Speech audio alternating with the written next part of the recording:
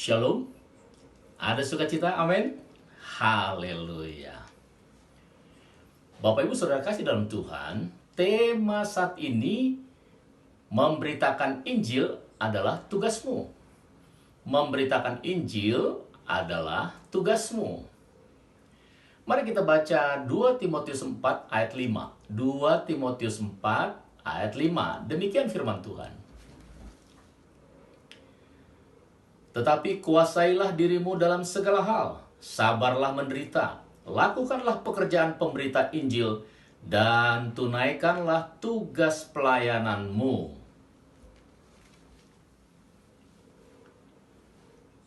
Rasul Paulus memberikan kata-kata ini kepada Timotius beberapa saat sebelum ia dieksekusi mati di bawah penganiayaan Kaisar Nero.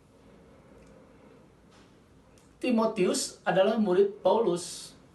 Paulus melatihnya dalam pekerjaan pelayanan. Timotius menjadi pendeta di sebuah gereja di kota Efesus. Tugas utama Timotius adalah menjadi seorang pendeta. Dia tidak memiliki pelayanan yang sama dengan Filipus sang penginjil. Filipus pergi dari satu tempat ke tempat yang lain. Filipus pergi ke Samaria dan memberitakan Injil di sana. Kemudian Filipus pergi ke padang gurun dan membawa sida-sida itu Ethiopia kepada Kristus. Selanjutnya Filipus berkhotbah di kota-kota lain. Jadi Filipus adalah seorang penginjil, sementara Timotius adalah seorang pendeta. Tetapi mengapa Paulus memberitahu Timotius untuk melakukan pekerjaan pemberitaan Injil? Jawabannya, karena memang seharusnya setiap orang percaya wajib memberitakan Injil, termasuk saudara dan saya. Karena itulah amanat agung bagi kita semua orang percaya. Seperti yang ditulis dalam Matius pasal 28 ayat 19 dan 20 yang berkata, jadikanlah semua bangsa muridku. Pergilah, jadikanlah semua bangsa muridku. Baptislah mereka dalam nama Bapa, Anak, dan Roh Kudus. Dan ajarkanlah kepada mereka seperti apa yang telah kuajarkan kepadamu. Dan ketahuilah, aku akan menyertai engkau sampai kesudahan akhir zaman. Artinya, jika saudara tidak melakukan amanat agung atau tidak menginjili, berarti Anda tidak melakukan tugas wajib dari Yesus, yaitu amanat agung. Jadi sebenarnya apakah khotbah penginjilan itu? Anda mungkin berkata, bagaimana saya bisa mempersiapkan sebuah khotbah penginjilan? Apa yang harus saya lakukan? Saat ini saya akan memberitahu Anda bagaimana mengkhotbahkan, atau lebih tepatnya bagaimana saudara yang bukan pendeta untuk memberitakan sebuah khotbah penginjilan. Khotbah penginjilan adalah khotbah yang berpusat pada Injil. Mari kita baca 1 Korintus 15 ayat 1 sampai 4 dan 1 Timotius 1 ayat 15. 1 Korintus 15 ayat 1 sampai dengan 4. Demikian firman Tuhan. Dan sekarang saudara-saudara, aku mau mengingatkan kamu kepada Injil yang aku beritakan kepadamu dan yang kamu terima, dan yang di dalamnya kamu teguh berdiri. Oleh Injil itu kamu diselamatkan, asal kamu teguh berpegang padanya, seperti yang telah kuberitakan kepadamu. Kecuali kalau kamu telah sia-sia saja menjadi percaya. Sebab yang sangat penting telah kusampaikan kepadamu, yaitu apa yang telah kuterima sendiri, ialah bahwa Kristus telah mati karena dosa-dosa kita, sesuai dengan kitab suci, bahwa ia telah dikuburkan, dan bahwa ia telah dibangkitkan pada hari yang ketiga, sesuai dengan kitab suci. 1 Timotius 1 ayat 15, demikian firman Tuhan. Paulus berkata, perkataan ini benar dan patut diterima sepenuhnya. Kristus Yesus datang ke dunia untuk menyelamatkan orang berdosa. Dan di antara mereka, akulah yang paling berdosa. Saudara, ada dua bagian penting dalam memberitakan Injil. Yang pertama tentang masalah dosa manusia, dan yang kedua tentang apa yang Yesus lakukan untuk menyelamatkan manusia dari dosanya. Kita akan membahasnya satu persatu. Yang pertama, beritakanlah tentang Taurat. Beritakanlah tentang Taurat. Tujuan memberitakan Taurat adalah untuk menjelaskan kepada orang-orang tentang hati mereka yang penuh dengan dosa.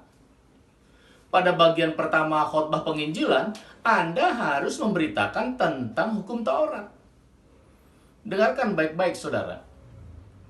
Apa alasan seseorang harus percaya kepada Yesus Kristus? Dan mengapa Yesus mati di kayu salib? Banyak khotbah yang mengatakan jika Anda percaya kepada Yesus, Anda dapat memiliki kehidupan yang lebih baik, lebih bahagia, atau Anda dapat menemukan kasih dan persahabatan. Ya, boleh-boleh saja, tetapi bukan itu sebabnya Yesus mati di kayu salib. Beberapa khotbah juga memberitahu kepada orang-orang supaya percaya kepada Yesus agar mereka bisa pergi ke surga. Sekali lagi saya katakan, ya itu pun boleh-boleh saja, tetapi itu bukan pesan Injil jika khotbah itu tidak mengatakan mengapa mereka membutuhkan Yesus untuk pergi ke surga. Alkitab mengatakan Kristus telah mati karena dosa-dosa kita. Dan Kristus Yesus datang ke dunia untuk menyelamatkan orang-orang berdosa.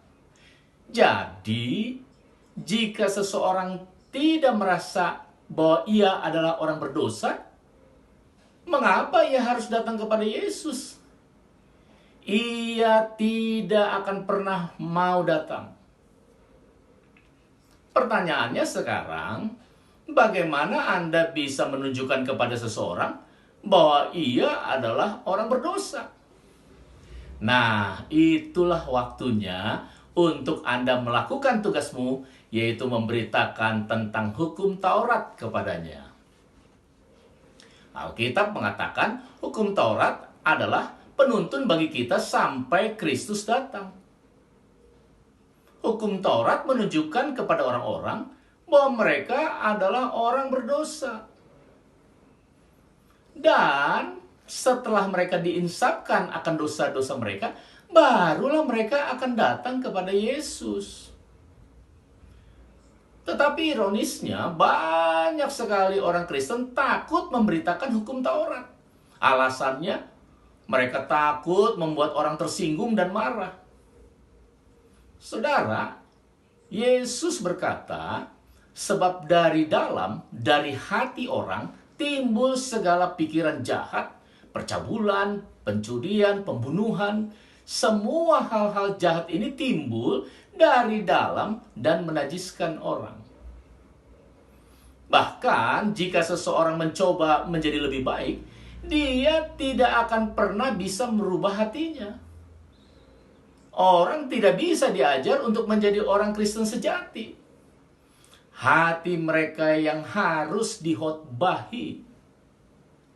Alkitab mengatakan mereka semua ada di bawah kuasa dosa. Setiap orang berada di bawah kuasa dan hukuman dosa sebelum ia bertobat. Jadi, Anda harus menghotbahkan tentang hukum Taurat sehingga orang dapat melihat dan merasa bahwa hati mereka penuh dengan dosa. Tanpa hukum Taurat, orang tidak akan mengerti mengapa ia membutuhkan Injil Kristus. Itulah mengapa Anda harus menghotbahkan tentang hukum Taurat sebelum Anda menghotbahkan tentang Injil. Martin Luther mengatakan, jika Anda mau bertobat, Anda harus dibuat menjadi tersiksa. Hati nurani Anda harus merasa ketakutan dan gemetar.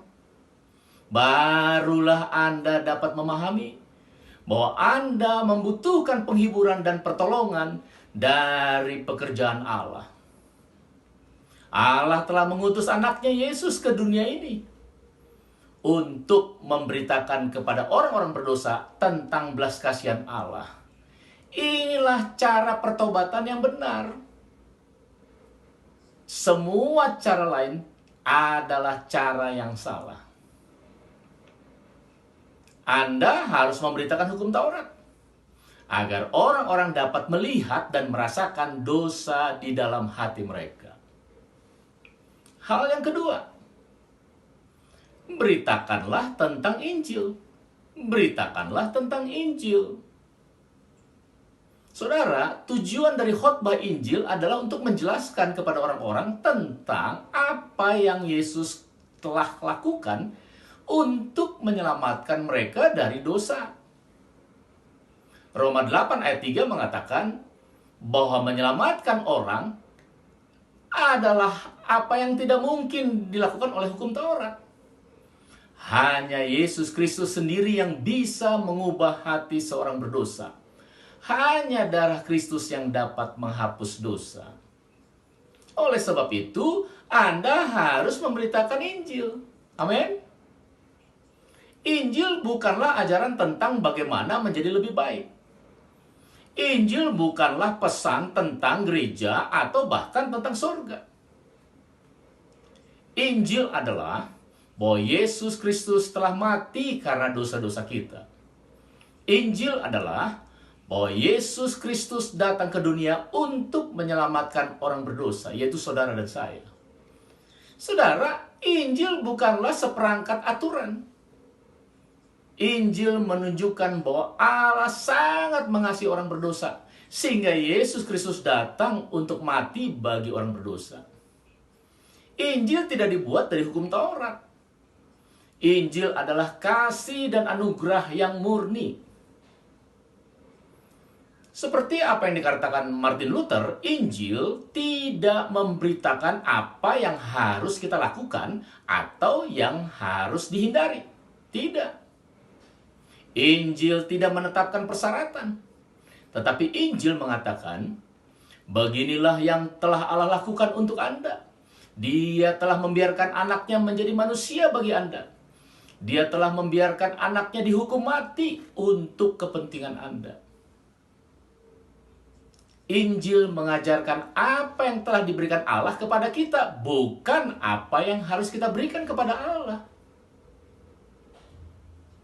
Jadi Injil menawarkan kepada orang berdosa sebuah hati yang baru dan pengampunan dosa melalui apa yang telah Yesus Kristus telah lakukan di kayu salib dan puncaknya dalam kubur yang kosong.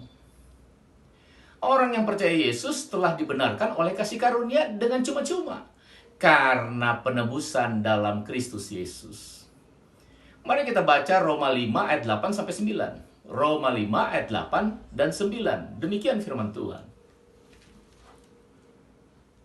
Akan tetapi Allah menunjukkan kasih-Nya kepada kita oleh karena Kristus telah mati untuk kita ketika kita masih berdosa. Lebih-lebih karena kita sekarang telah dibenarkan oleh darah-Nya, kita pasti akan diselamatkan dari murka Allah. Yesus telah mati menggantikan tempat orang berdosa untuk membayar dosanya. Seperti yang Nabi Yesaya katakan, tetapi Tuhan telah menimpahkan kepadanya kejahatan kita sekalian.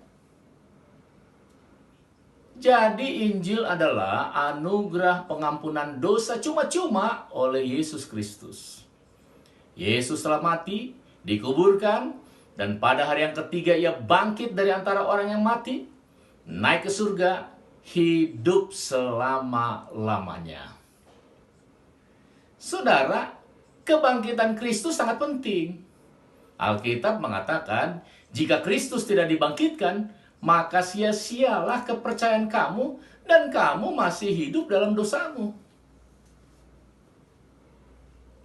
Dan juga dalam memberitakan Injil, jangan hanya memberitakan tentang kematian dan kebangkitan Yesus, tetapi beritakan juga tentang darah Kristus. Ingatlah bahwa orang diselamatkan karena iman dalam darah-Nya. Kita dibenarkan oleh darah-Nya. Dan Alkitab berkata, tanpa penumpahan darah tidak ada pengampunan. Injil adalah anugerah cuma-cuma dari kasih karunia Allah di dalam Kristus. Jadi, orang berdosa tidak bisa membuat dirinya menjadi baik. Hanya ada satu hal yang harus dilakukan oleh orang berdosa. Dia harus percaya kepada Yesus Kristus sebagai Tuhan dan Juru Selamat pribadinya. Akhirnya, saudara, kiranya Allah memberkati saudara ketika saudara melakukan tugasmu dengan setia, yaitu memberitakan Injil. Amin. Tuhan Yesus memberkati kita semua. Mari kita berdoa. Bapa di surga, firman-Mu sudah hamba sampaikan. Kami percaya Roh Kudus akan menjelaskan lebih jauh lagi sehingga kami mengerti akan kebenaran firman-Mu. Bapa yang baik, kami sudah mendengarkan firman-Mu saat ini, di mana memberitakan Injil adalah tugas kami, anak-anak Tuhan, orang-orang yang percaya kepada Yesus sebagai Tuhan dan Juru Selamat. Dan kami sudah belajar bagaimana cara kami harus menginjili lewat kehidupan kami. Mari Tuhan, Engkau jamah kami semua yang mendengarkan firman Tuhan ini. Jamah seluruh jemaat. Dan jamah kami supaya kami memiliki hati untuk melaksanakan amanat agung. Kami minta ampun, kami minta maaf Tuhan. Kalau sampai hari ini mungkin kami belum melakukan tugas wajib kami, yaitu melaksanakan amanat agung. Tapi kami percaya dengan pertolongan Roh Kudus, Engkau akan menuntun kami ke dalam seluruh kebenaran firman-Mu, dan Engkau akan memampukan kami untuk juga melakukan perintah wajib ini, yaitu amanat agung, lewat kehidupan kami, lewat kesaksian hidup kami. Nama Tuhan Yesus dipermuliakan. Terima kasih Bapa, Engkau sudah mengampuni kami, Engkau sudah menghapus dosa-dosa kami, Engkau sudah mencurahkan kasih karunia-Mu kepada kami, sehingga kami diselamatkan karena percaya kepadamu Yesus sebagai Tuhan dan Juru Selamat pribadi kami. Oleh karenanya kami serahkan kehidupan kami ke depan, khususnya 1 minggu ke depan. Biar sepanjang 1 minggu ke depan kami tetap berkemenangan di dalam Tuhan Yesus. Terima kasih Tuhan, Kau pakai kami untuk menjadi berkat bagi keluarga besar kami, bagi orang lain, sehingga nama-Mu dipermuliakan lewat kehidupan kami dari hari ke hari, dari waktu ke waktu. Terima kasih Bapa, terpujilah Engkau kekal selama-lamanya. Di dalam nama Yesus Kristus, kami juga kembali berdoa buat bangsa kami, bangsa Indonesia. Terima kasih Tuhan, karena Kau telah menolong bangsa kami, sehingga krisis kesehatan dan krisis ekonomi semakin bisa diatasi. Terima kasih Bapak, karena pandemi COVID-19 semakin teratasi, semakin tidak ada lagi yang positif.